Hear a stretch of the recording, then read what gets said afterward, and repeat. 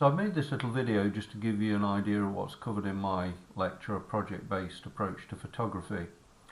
So these are the areas that I cover. Introduction, we talk about whether you're a photographer or an image maker, a competition image or just an high impact image, what I actually mean by a project-based approach, how I identify potential genres to get high impact images, and how I get the in to get the shot. Then we move on to my processing toolkit, hardware, software and human, my processing style, printing, the important final stage. I go through how I print images and why I think it's really important to print images if you can. And then 3 example projects, and I'll talk about how I got the shot, how I got the in to get the shot, and then how I processed it. But the processing concentrates on why rather than how. And here are the 3 example projects that I talk about. A dance project, which is a composite image, and then 2 sports images. So here's one of the slides from about a third of the way into the lecture, where I actually describe what I mean by a project-based approach. And what I'm talking about is a logical, repeatable approach to produce a greater number of shots with impact, less reliance on repetition and luck. We can all get the lucky shot every now and again, we've all done that, or we can just keep doing something over and over again, say chasing a perfect sunrise at a location, and we can get shots that way. But I want something that has more emphasis on visualizing what I want, thinking about it, then planning it, and then creating it. So less reliance on luck. So we should choose subject areas that could yield images with impact and consider it as a project. Towards the end of the first half I talk about printing and how if you crop your images to a certain proportion, then you'll find they fit perfectly into a standard pre-cut mount, and that saves a lot of time, and if you save time and it's easy, you're much more inclined to do it. So at the end of the first half I will describe what I'm going to do with the example images, the 3 example images, talk about why I picked the image, how I got the in to get the shot, development of the shoot, and processing of the final shot. And as I say, processing concentrates on the why more than the how, so there's no heavy duty Photoshop in here. There's a few screens to look at, but nothing too technical.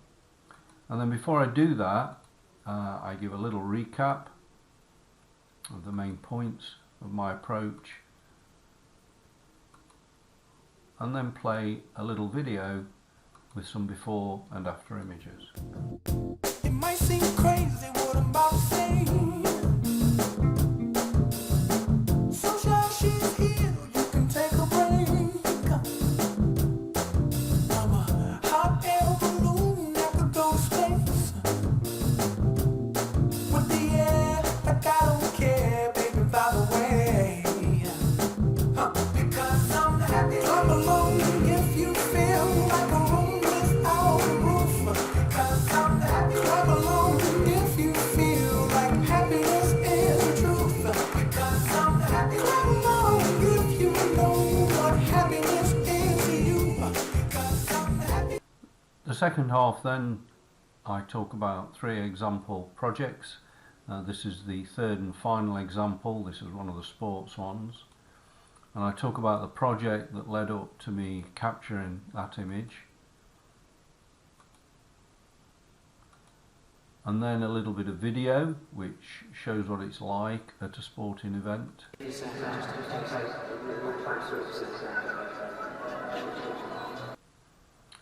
and then why I chose this particular shot,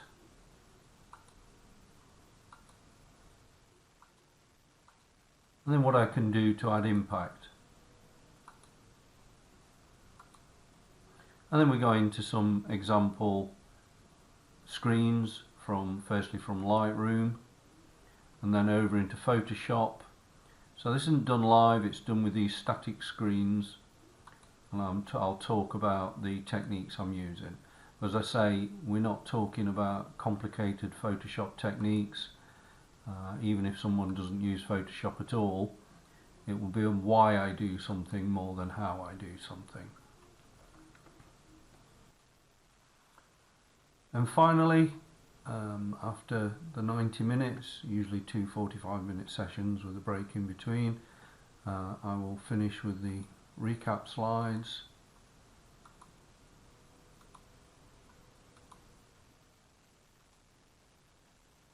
And finally, a little before and after processing examples.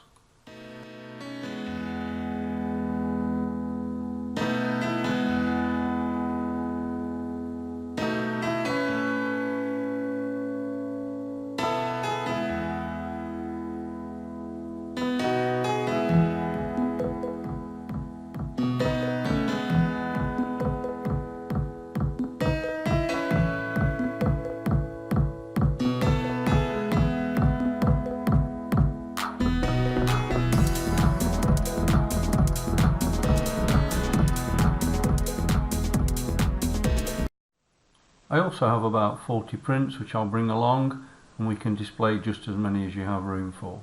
Here they are being put up in preparation for the lecture at Smethwick Photographic Society.